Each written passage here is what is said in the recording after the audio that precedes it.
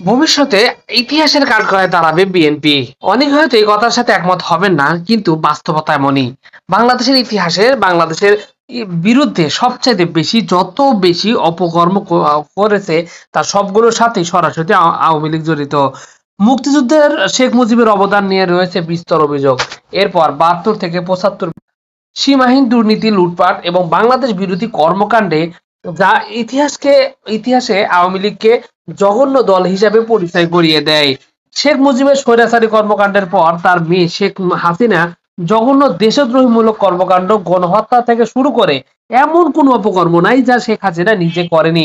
সর্বশেষ দেশ থেকে চোরের মতো পালিয়েছে শেখ হাসিনা, দেশের মানুষের ছাত্র জনতার রোষানলে পড়ে।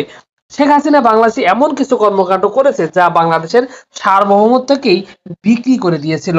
শেখ মুজিবের কর্মকাণ্ডের পরও শেখ আওয়ামী লীগকে নিষিদ্ধ না করে জিয়াউর রহমান বাংলাদেশে আওয়ামী লীগকে পুনর্বাসন করেছিল। এরপর বাংলাদেশ আরো বেশি কঠোর স্বৈরাচারের কবলে পড়ে দেশের সম্পদ ও দেশের সার্বভৌমত্বকে বিপদে ফেলেছিলেন। এখনো ইতিহাসে আওয়ামী লীগের পুনর্বাসনের কথা বললে সবার আগে আসে জিয়াউর রহমানের কথা, যে শেখ হাসিনাকে বাংলাদেশের রাজনীতি করার সুযোগ করে দিয়েছিলেন। এরপর ২০০৮ থেকে শুরু করে ২০২৪ সাল পর্যন্ত বাংলাদেশের একেবারে নিম্ন পর্যায়ে নিয়ে যায় সীমাহীন গুম, খুন, লুটপাট, বাংলাদেশের সার্বভৌমত্বকে ভারতের কাছে বিক্রি করে দেওয়া থেকে শুরু করে সকল ধরনের অপকর্মকারী আওয়ামী লীগের শাস্তি দেওয়ার যে সিদ্ধান্ত দেশবাসী নিয়েছিল, তার পদে পদে বাধা দিয়েছে বিএনপি। এখন পর্যন্ত ইতিহাসের জঘন্য স্বৈরাচার শেখ মুজিবের তৈরিকৃত ৭২-এর সংবিধানকে বাতিল করা, আওয়ামী লীগকে নিষিদ্ধ করা, ২৪-এর রক্তক্ষয় গণ অভ্যুত্থানকে অস্বীকার করা, সবই করে চলছে বিএনপি। বাংলাদেশের মানুষ এখন বিএনপিকে আওয়ামী লীগের বিকল্প হিসাবে মনে করছে, যা বাংলাদেশের জন্য অত্যন্ত অশনি সংকেত।